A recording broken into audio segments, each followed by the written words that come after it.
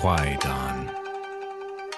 Stories and Studies of Strange Things by Lafcadio Hearn. Jikininki. Once, when Muso Kokushi, a priest of the Zen sect, was journeying alone through the province of Mino, he lost his way in a mountain district where there was nobody to direct him. For a long time he wandered about helplessly, and he was beginning to despair of finding shelter for the night, when he perceived, on the top of a hill lighted by the last rays of the sun, one of those little hermitages called anjitsu, which are built for solitary priests. It seemed to be in ruinous condition, but he hastened to it eagerly, and found that it was inhabited by an aged priest, from whom he begged the favor of a night's lodging. This the old man harshly refused, but he directed Muso to a certain hamlet in the valley adjoining, where lodging and food could be obtained. Muso found his way to the hamlet, which consisted of less than a dozen farm cottages, and he was kindly received at the dwelling of the headman.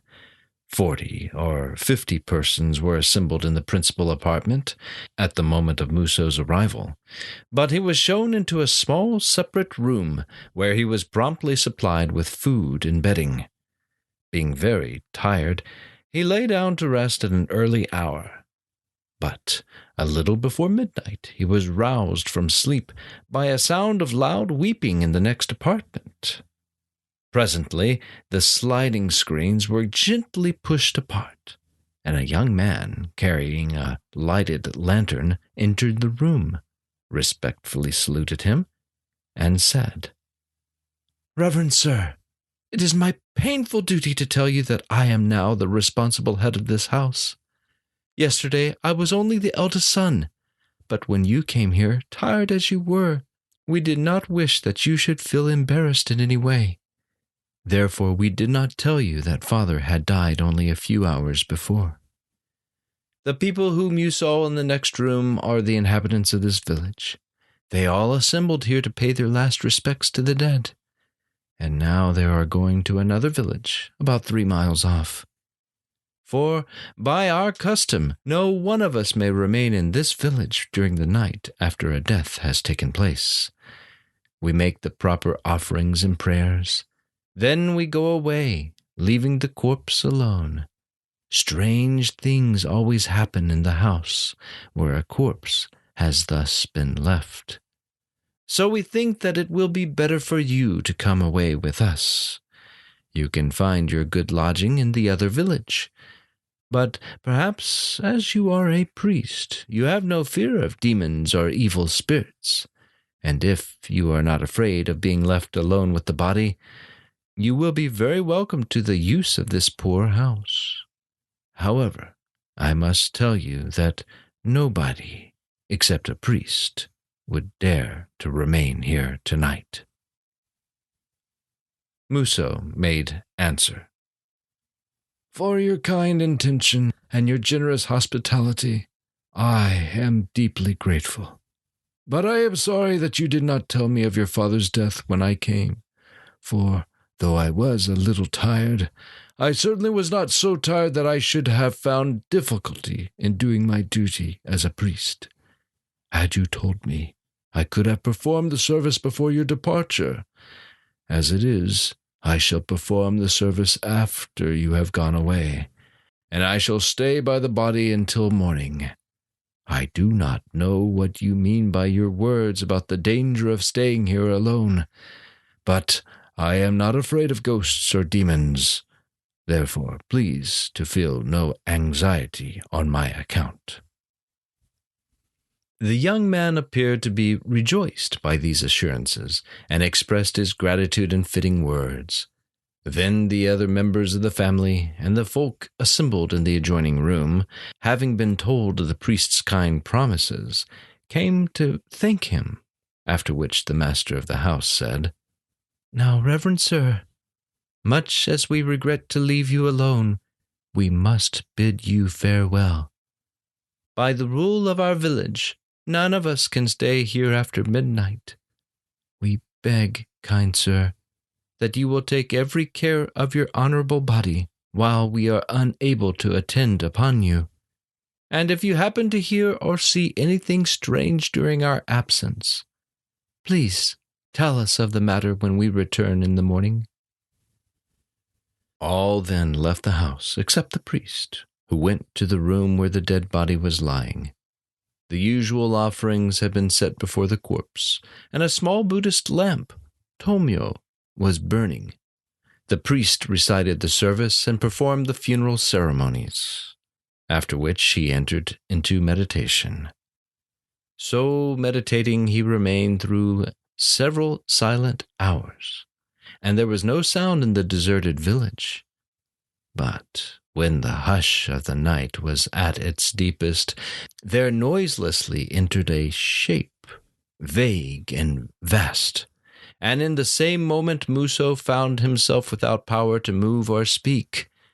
He saw that shape lift the corpse as with hands, devour it, more quickly than a cat devours a rat, beginning at the head and eating everything, the hair and the bones, and even the shroud.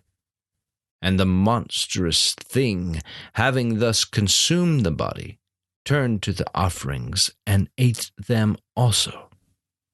Then it went away as mysteriously as it had come. When the villagers returned the next morning, they found the priest awaiting them at the door of the headman's dwelling. All in turn saluted him, and when they had entered and looked about the room, no one expressed any surprise at the disappearance of the dead body and the offerings.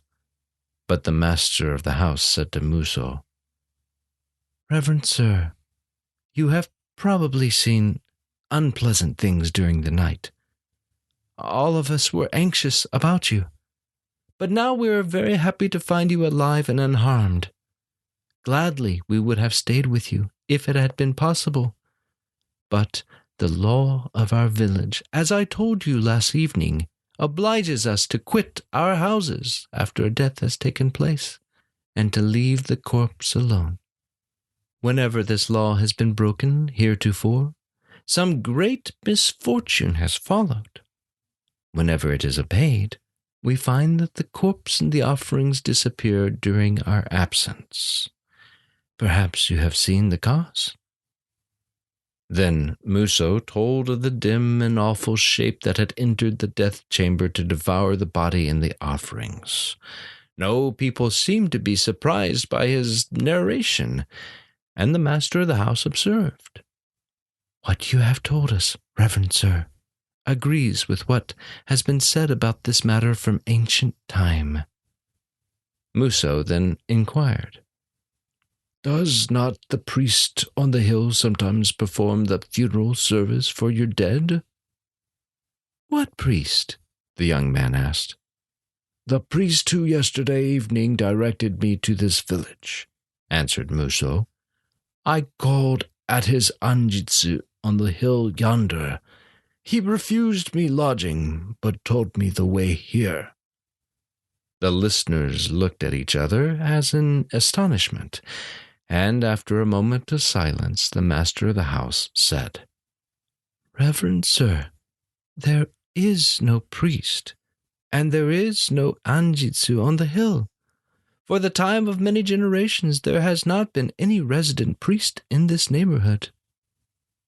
Muso said nothing more on the subject, for it was evident that his kind hosts supposed him to have been deluded by some goblin.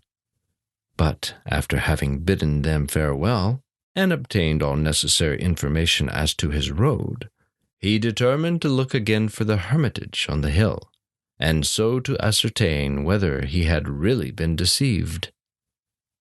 He found the anjitsu without any difficulty, and this time its aged occupant invited him to enter. When he had done so, the hermit humbly bowed before him, exclaiming, "Ah, I am ashamed. I am very much ashamed. I am exceedingly ashamed." "You need not be ashamed for having refused me shelter," said Muso. "You directed me to the village yonder, where I was very kindly treated, and I thank you for the favor." "I can give no man shelter," the recluse made answer, "and it is not for the refusal that I am ashamed.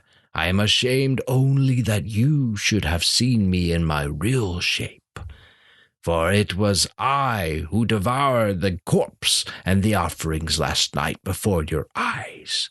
Know, reverend sir, that I am a Jikininki, an eater of human flesh. Have pity on me, and suffer me to confess the secret fault by which I became reduced to this condition. A long time ago I was a priest in this desolate region.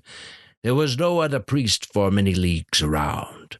So, in that time, the bodies of the mountain folk who died used to be brought here, sometimes from great distances, in order that I might repeat over them the holy service. But I repeated the service and performed the rites only as a matter of business. I thought only of the food and the clothes that my sacred profession enabled me to gain. And because of this selfish impiety, I was reborn immediately after my death into the state of a Jikininki. Since then, I have been obliged to feed upon the corpses of the people who die in this district. Every one of them I must devour in a way that you saw last night. Now, reverend sir, let me beseech you to perform a seigaki service for me. Help me by your prayers, I entreat you, so that I may be soon able to escape from this horrible state of existence."